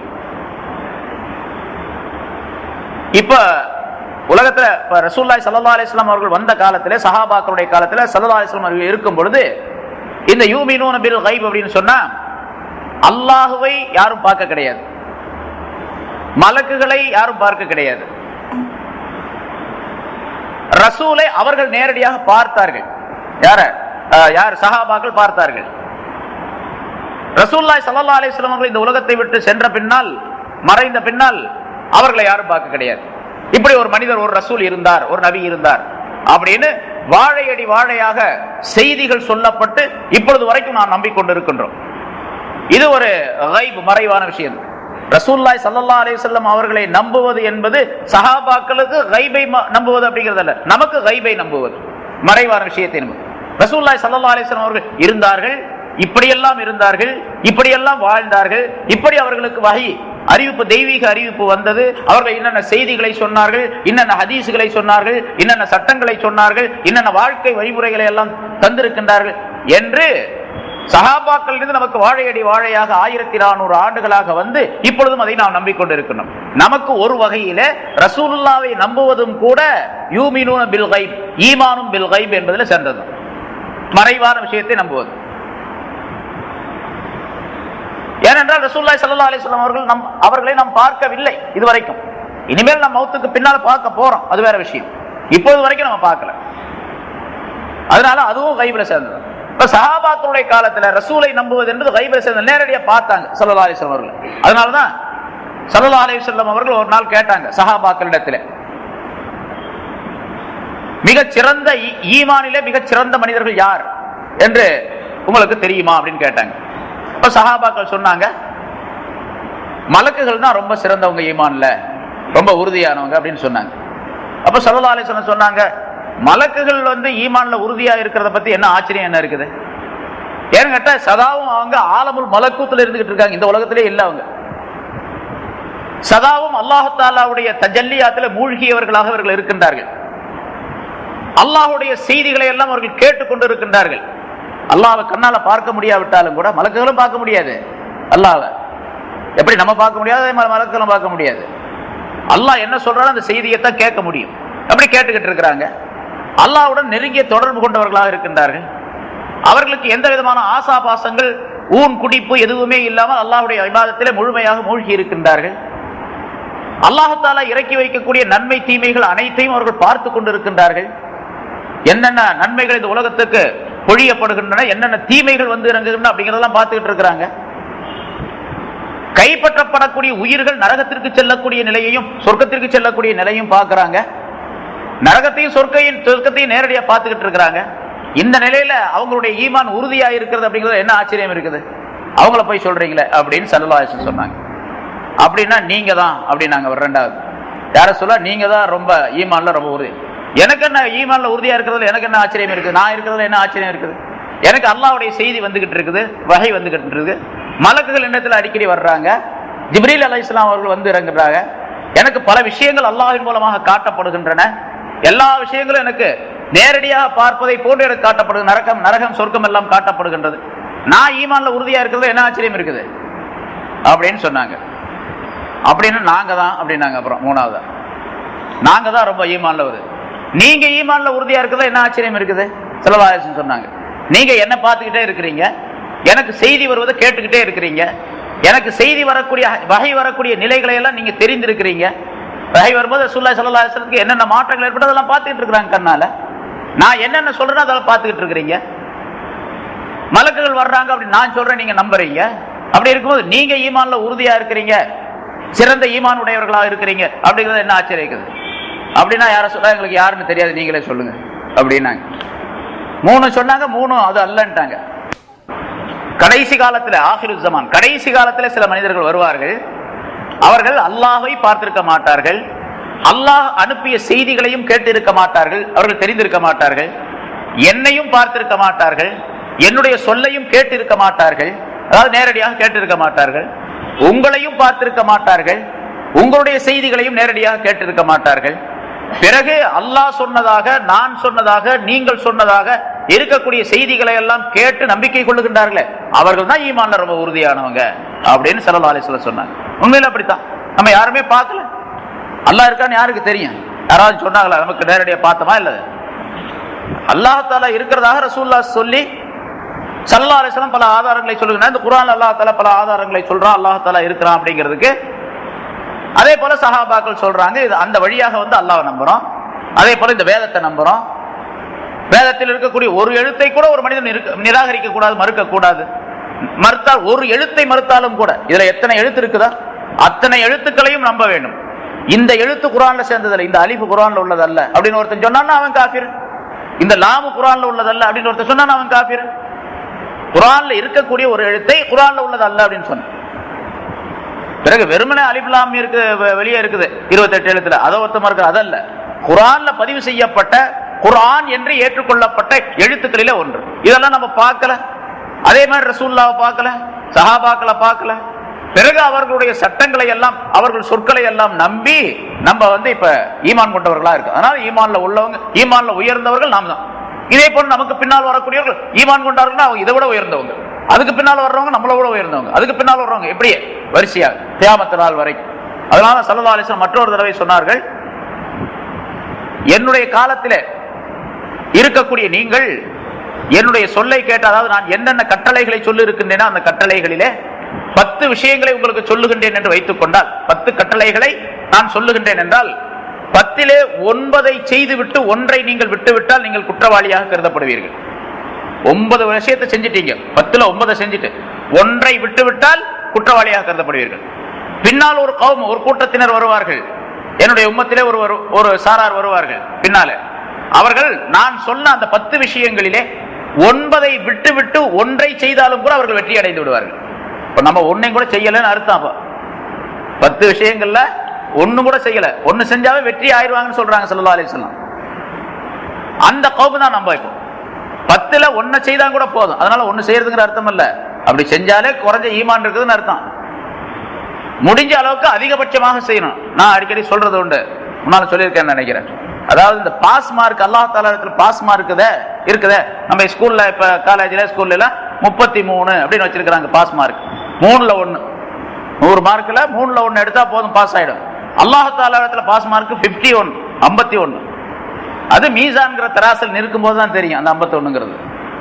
ஸல்லல்லாஹு அலைஹி வஸல்லம் சொல்றாங்க, அல்லாஹ் தஆலா குர்ஆன்ல சொல்லி காட்டுகின்றான், மீசான் என்ற தராசில அமல்கள் நிறுக்கப்படும் அப்படின்னு சொல்லிட்டு, எவருடைய எடை வமன் சகுலத் மவாசீனுஹு, எவருடைய மவாசீன் எடையாகிறது கனமாகிவிட்டதோ ஃபஹுவ ஃபீ ஈஷத்திர் ராதியா, அவர் இனிமையான வாழ்க்கையிலே, அல்லாஹ் பொருந்திக் கொள்ளக்கூடிய வாழ்க்கையிலே அவர் இருப்பார். வமன் ஹஃபத் மவாசீனுஹு ஃபஉம்முஹு ஹாவியா, எவருடைய எடை குறைந்து விடுகின்றதோ, லேசாகி விடுகின்றதோ, அவர் தங்குமிடம், அவர் போகுமிடம் ஹாவியா என்ற நரகமாகும் என்று அல்லாஹ் தஆலா சொல்லுகின்றான். இப்பொழுது அப்படி மீசான் என்ற தராசில் இருக்கும் பொழுது ஒரே ஒரு பாயிண்ட் கூட போச்சு நன்மையில சொர்க்கத்துக்கு போயிடுவார், ஒரு பாயிண்ட் குறைஞ்சிச்சு நரகத்துக்கு போயிடுவார். அப்ப நம்ம இடத்துல இருக்கக்கூடிய 100 விதமான அமல்கள் என்று வைத்துக் கொண்டால், அதாவது பாவம் 50% செஞ்சிருக்கிறோம், நன்மைகளை 50% செஞ்சிருக்கிறோம் சொன்னா, நன்மைகள்ல ஒன்றை கூடுதலாக ஆக்கி கொள்ள வேண்டும். ஒண்ணு கூடுதல் இருந்துச்சு, நன்மை என்ற அந்த தட்டு கனமாயிடுச்சு, சொர்க்கத்துக்கு போயிடுவார். தீமை தட்டு ஒண்ணு கூடி போச்சு, 51 தீமையில இருக்குது அப்படின்னு சொன்னா, தீமை தட்டாக இருக்குன்னு சொன்னா நரகத்துக்கு போயிடுவார். சரி, சரிசமமாக இருக்குது, சொர்க்கத்துக்கு போக மாட்டார், நரகத்துக்கு போக மாட்டார், ரெண்டுக்கு நடுவுல தொங்கிக்கிட்டு இருப்பார். அல்லாஹ் குர்ஆன்ல சொல்றா, ஆராஃப் என்று ஒரு இடம் உண்டு, ஆராஃப் என்று ஒரு இடம் உண்டு, ஒரு உயர்ந்த மதில் செவர் மாதிரி ஒரு சுவர், அது ஒரு இடம். அந்த இடத்துல கொண்டு போய் அல்லாஹ் தஆலா வச்சிருவான் அவங்கள, 50-50 உள்ளவங்கள. ஒரு சமயம் கொஞ்ச நாளைக்கு இங்க பார்ப்பாங்க, கொஞ்ச நாளைக்கு அங்க பார்ப்பாங்க. இங்க பார்க்கும்போது பயமா இருக்கு, அங்க பார்க்கும்போது சந்தோஷமா இருக்கு, இப்படி கவலைப்பட்டுட்டே இருப்பாங்க. அப்புறம் கடைசியில அல்லாஹ் அவங்களே சொர்க்கத்துல சேர்த்துருவான் என்பதாக சொல்லப்படுகின்றது. இங்க என்ன சொன்னா, அதாவது மறைவான விஷயங்கள் அனைத்தையும் நம்பக்கூடியவர்கள் அவர்கள் முத்தகீன்கள் என்பவர்கள். அல்லதீன யுமினூன பில் கைப், மறைவானவற்றை நம்பிக்கை கொள்ளக்கூடியவர்கள். மறைவான விஷயம் எது எது இருக்கின்றதோ அல்லாஹ் தஆலா மறைவானவன், ரசூல் இப்பொழுது நமக்கு மறைவானவர்கள். அதே போன்று மறுமை சம்பந்தப்பட்ட சொர்க்கம், நரகம், பிறகு மலக்குகள், இவையெல்லாம் நமக்கு மறைவான விஷயங்கள் தான், எல்லாமே மறைவான. சரி, அதே போல கபருடைய வாழ்க்கை, மௌத்துடைய நேரத்தில் என்னென்ன நிகழும் என்று ஸல்லல்லாஹு அலைஹி வஸல்லம் சொல்லி இருக்கின்றார்களோ அதையெல்லாம் நம்ப வேண்டும். ஒரு மனிதன் இறக்கக்கூடிய நேரத்தில் அவனுக்கு எப்படி ரூஹ் வாங்கப்படும், நல்லவனாக இருந்தால் எப்படி எடுக்கப்படும், கெட்டவனாக இருந்தால் அவனுக்கு எப்படி ரூஹ் வாங்கப்படும், ரூஹு எடுக்கப்பட்ட பின்னால் அந்த ரூஹு எங்கே செல்லுகின்றது, அல்லாஹ் தஆலா மலக்குகளிடத்தில் என்ன சொல்லுகின்றான், இந்த ஜனாசா ரூஹ் இல்லாத இந்த சடலமாகிறது எப்படி இருக்கின்றது, இது என்ன நிலை உடையதாக இருக்கின்றது, அதை தூக்கி கொண்டு செல்லும் பொழுது என்ன சொல்லுகின்றது, மனிதர்கள் என்ன சொல்லுகின்றார்கள், மலக்குகள் என்ன சொல்லுகின்றார்கள், அது தொட வைக்கப்படும் போது எந்த நிலையில் இருக்கின்றது, கபரிலே கொண்டு போய் வைக்கப்பட்ட பின்னால் அதனுடைய நிலை என்ன, மலக்குகள் எப்படி கிராமன் காத்திபின், அதாவது முன்கர் நக்கீர் என்பவர்கள் எப்படி கேள்வி கணக்கு கேட்பார்கள், நல்லவர்களாக இருந்தால் என்ன வெகுமதி தரப்படும், தீயவர்களாக இருந்தால் என்ன தண்டனை தரப்படும், அவர்களுக்கு அந்த கபர் எப்படி அமைந்திருக்கும் என்ற விளக்கங்களை எல்லாம் ஸல்லல்லாஹு அலைஹி வஸல்லம் ஏராளமாக சொல்லி இருக்கின்றார். இதெல்லாம் கைப், மறைவான விஷயம். இந்த விஷயங்கள் பூராத்தையும் நம்பிக்கை கொள்ளணும் கட்டாயமாக. இதெல்லாம் என் அறிவுக்கெல்லாம் ஒத்துக்கலங்க அப்படின்னு ஒருத்தன் சொன்னான், தஸ்லீமா நஸ்ரீன் மாதிரி. உடனே அவனுக்கு தண்டனை தான், அவன் முத்தகீன்களை சேர முடியாது, அவனுக்கு இந்த குர்ஆன் நேர்வழி காட்டாது. இந்த குர்ஆனின் மூலமாக நேர்வழி பெற முடியாது. குர்ஆனை படிக்கலாம், அர்த்தம்லாம் தெரியும், ரொம்ப அற்புதமான கருத்துக்கள்லாம் சொல்லுவாங்க, ஆனா நேரான வழிக்கு போகக்கூடிய தன்மையை இது உருவாக்காது. அந்த கைபை கொண்டு நம்பிக்கை இல்லாததின் காரணத்தினால் முதல்ல கைபை கொண்டு மறைவான விஷயத்தை கொண்டு நம்பிக்கை முதலாவதாக ஏற்பட வேண்டும். அந்த நம்பிக்கைக்கு பின்னால்தான் தக்வா இந்த மனிதனுக்கு வரும் என்பதை அல்லாஹ் தஆலா சுட்டி காட்டுகின்றார். அதே போன்று மஹ்ஷர் மைதானத்தில் சரி, இது ஒரு மனிதன் இறந்த பின்னால கபர் வரைக்கும் ஏற்படக்கூடிய, சரி கபருக்கு பின்னால என்ன நிகழ்ச்சி ஏற்படும் அப்படிங்கிறத பத்தி எல்லாம் ஸல்லல்லாஹு அலைஹி வஸல்லம் நிறைய சொல்லி இருக்கின்றார்கள். இன்ஷா அல்லாஹ் பின்னால வரக்கூடிய அந்த ஆயத்துக்கள் இந்த விளக்கங்கள்லாம் சொல்லப்படும். என்னென்ன விஷயங்களை ஸல்லல்லாஹு அலைஹி வஸல்லம் சொல்லி இருக்கிறாங்க. இந்த உலகம் அழியக்கூடிய நேரம்,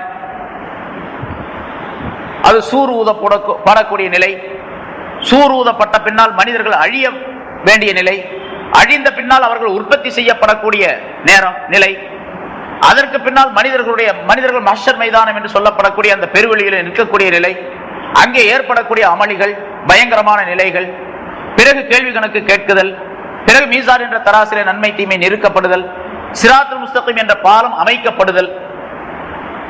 சொர்க்க நரகம் தான் இப்ப இருந்துகிட்டு இருக்குது. சிராத்துல் முஸ்தகீம் என்ற பாலம் இப்ப இல்ல, அந்த பாலம் அங்கே போடப்படும்.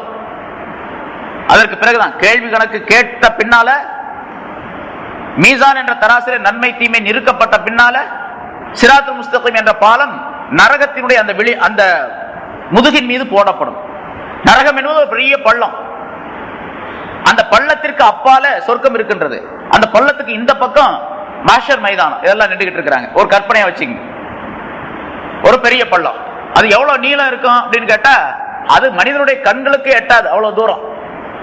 அது சுமாராக சொல்லப்படுகின்றது சில ஆலிம்களுடைய சில முஃபஸ்ஸிரின்களுடைய கருத்தின்படிக்கு 70,000 வருஷங்களுடைய தொலை தூரம் அப்படின்னு.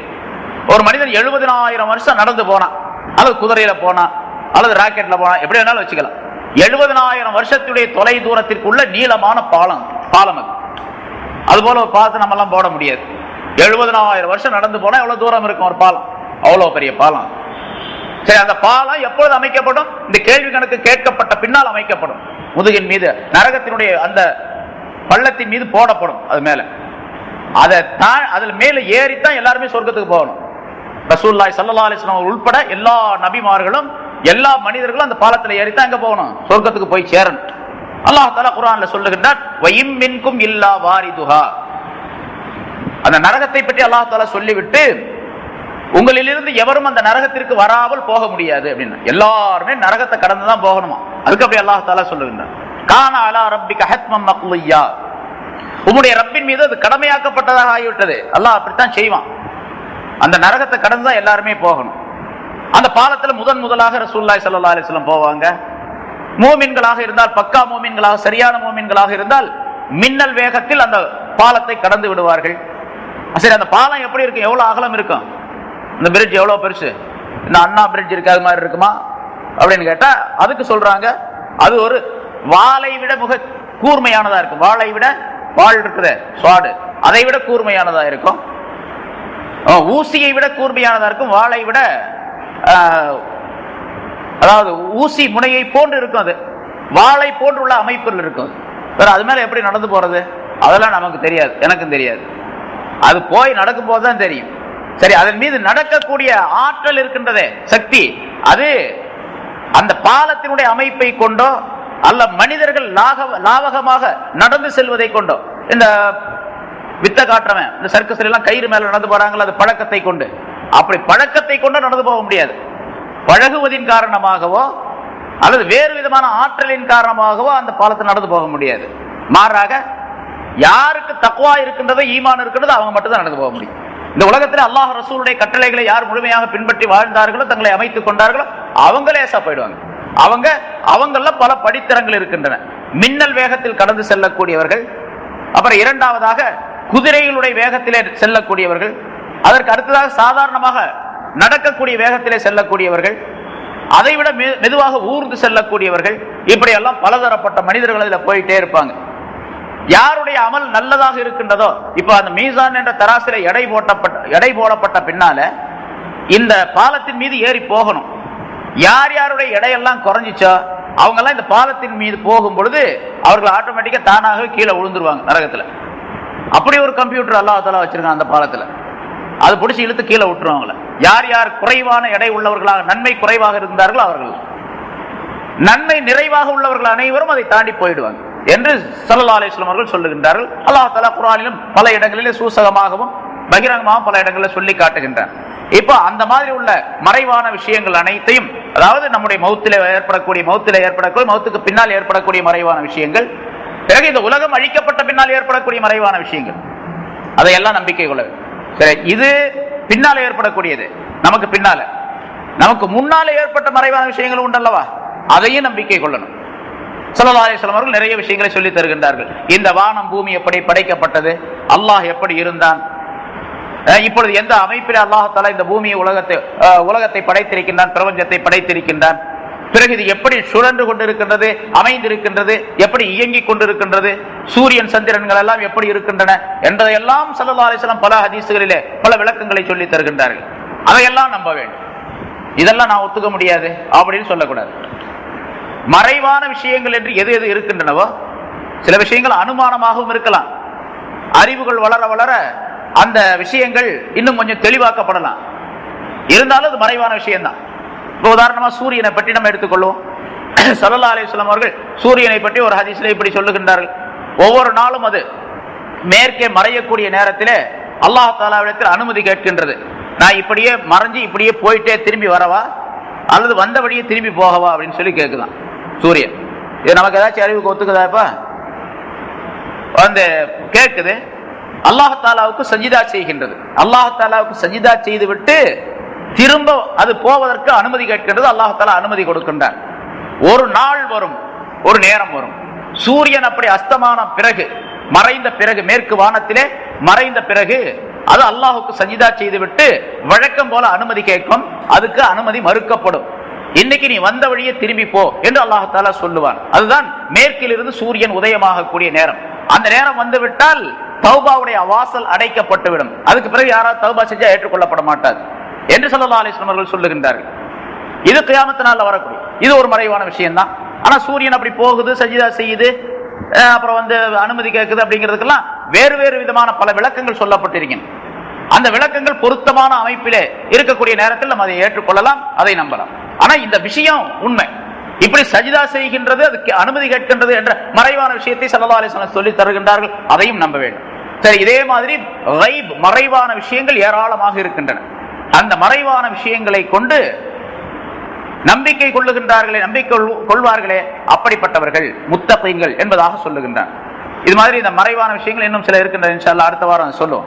அதுக்கு அடுத்ததாக அல்லாஹ் தஆலா யுகீமூனஸ் ஸலாத்த வ யூதூனஸ் ஸகா யுகீமூனஸ் ஸலாத்த வ மிம்மா ரஸக்னாஹும் யுன்ஃபிகூன் என்று அல்லாஹ் தஆலா சொல்லுகிறார். தொழுகையை அவர்கள் நிரந்தரமாக தொழுவார்கள், அவர்களுக்கு நாம் வழங்கிய பொருளிலிருந்து செலவு செய்வார்கள். இப்படிப்பட்ட இந்த மூன்று தன்மைகள் உடையவர்கள் முத்தகீன்கள் என்று அல்லாஹ் தஆலா வர்ணிக்கின்றார். அதாவது ஹுதல்லில் முத்தகீன், ஸாலிகல் கிதாப், இந்த வேதம், லா ரைப ஃபீஹி, இதிலே எந்த விதமான சந்தேகமும் கிடையாது. ஹுதல்லில் முத்தகீன், இது முத்தகீன்களுக்கு வழிகாட்டக்கூடியதாக அல்லது நேர்வழியில் சேர்க்கக்கூடியதாக அமைந்திருக்கின்றது. அந்த முத்தகீன்கள் அல்லதீன, எத்தகையவர்கள் என்றால் யுமினூன பில் கைப், மறைவானவற்றை நம்பிக்கை கொள்வார்கள், யுகீமூனஸ் ஸலா, தொழுகையை நிலைநிறுத்துவார்கள், வ மிம்மா ரஸக்னாஹும், அவர்களுக்கு நாம் கொடுத்தவற்றிலிருந்து யுன்ஃபிகூன், செலவு செய்வார்களே, அத்தகையவர்கள் என்பதாக அல்லாஹ் தஆலா சொல்லி முடிக்கின்றார். எனவே அந்த முத்தகீன்களாக இருப்பதற்கு நாம் முயற்சிக்க வேண்டும். முத்தகீன்களாக இருக்கும் பொழுதுதான் இந்த குர்ஆனின் மூலமாக பலன் பெற முடியும் என்பதை அல்லாஹ் தஆலா சொல்லி காட்டி அந்த முத்தகீன்களுக்குரிய இலக்கணத்தை 3 அல்லாஹ் தஆலா இங்கே குறிப்பிடுகின்றான். அதிலே முதலாவதாக கைப், மறைவான விஷயத்தை கொண்டு ஈமான் கொள்ளுது. எது எது சொல்லப்பட்டு இருக்கின்றதோ அதையெல்லாம் கட்டாயமாக நாம் நம்பிக்கை கொண்டிருக்கின்றோம். இருந்தாலும் அதில் எந்த விதமான சந்தேகம் எந்த நேரத்திலும் வந்து விடக்கூடாது.